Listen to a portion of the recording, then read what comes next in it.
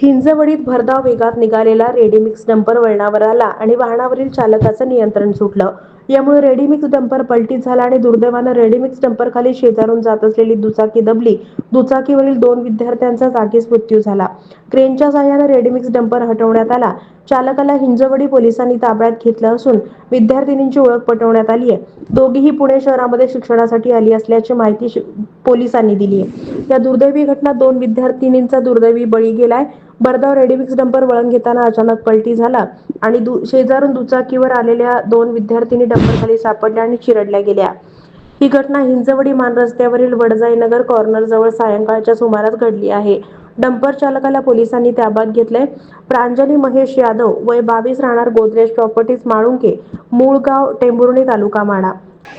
आश्लेषा नरेंद्र गावडे वय 22 राहणार गोदरेज प्रॉपर्टीज म्हाळुंके, मूळ राहणार शेगाव अमरावती अशा मृत्युमुखी पडलेल्या 2 विद्यार्थिनींची नावं. दोघी MIT कॉलेजमध्ये अभियांत्रिकीच्या शेवटच्या वर्षात शिकत होत्या. प्रांजली आणि आश्लेषा या डंपरखाली सापडल्या गेल्या. मृतदेहाचे तुकडे फावड्यानं उचलले गेले. पलटी झालेल्या डंपरमध्ये 32 टन सिमेंट होतं. त्यांच्या मृतदेहाचे तुकडे फावड्यानं गोळा करताना अग्निशमन दलाच्या जवानांनाही गहिरीवरून त्यांच्या मृतदेहाचे तुकडे फावड्यानं गोळा करत असताना अग्निशमन दलाच्या जवानांना सुद्धा गहिवरून आलं. या घटनेनं परिसरात हळहळ व्यक्त होतीये. शिकण्यासाठी घरापासून लांब असलेल्या आपल्या मुलींचा असा दुर्दैवी अंत झाल्याची घटना त्यांच्या कुटुंबाला समजताच त्यांच्यावर दुःखाचा डोंगर कोसळला.